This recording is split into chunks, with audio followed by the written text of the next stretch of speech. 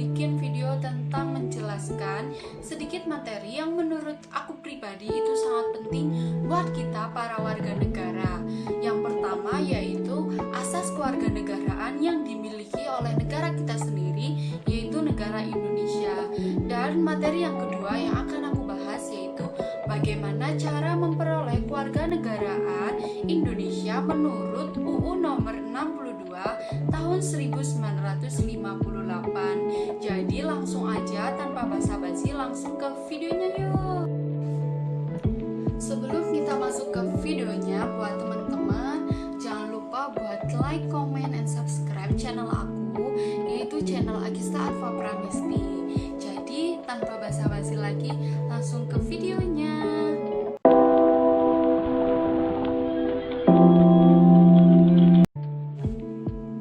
Jadi sebelum masuk ke materi pokok, kita bakal bahas tentang materi dasar dari asas kewarganegaraan itu sendiri.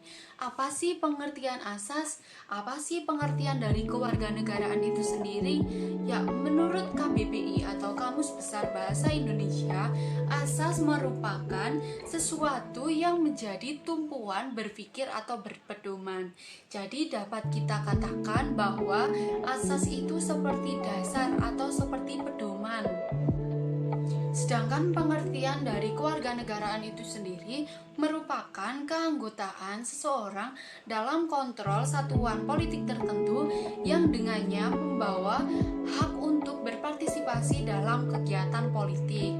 Materi selanjutnya yaitu asas-asas yang digunakan di negara kita sendiri, yaitu negara Indonesia. Dalam Undang-Undang Nomor 12 Tahun 2006 sudah tercantum asas-asas yang digunakan di negara kita, yaitu ada dua macam asas. Yang pertama asas ius soli atau law of the soli, yang kedua yaitu asas ius sanguinis atau asas law of the boat. Jadi asas yang pertama yaitu asas ius soli. Pengertian dari asas ius soli itu sendiri yaitu asas kewarganegaraan yang diperoleh seseorang berdasarkan dengan tempat kelahirannya atau dapat disebut dengan negara tempat kelahirannya. Untuk asas kedua yaitu asas ius sanguinis, dalam arti penentuan seorang dalam kewarganegaranya berdasarkan dengan keturunan atau pertalian darah, yaitu bahwa seorang warga negara dapat dikatakan sebagai warga negara berdasarkan dengan kewarganegaraannya orang tua atau orang tua dari warga tersebut, bukan dari tempat negara kelahirannya. Untuk materi kedua yaitu cara memperoleh kewarganegaraan menurut UU nomor 62 tahun 1958 terdapat 5 cara.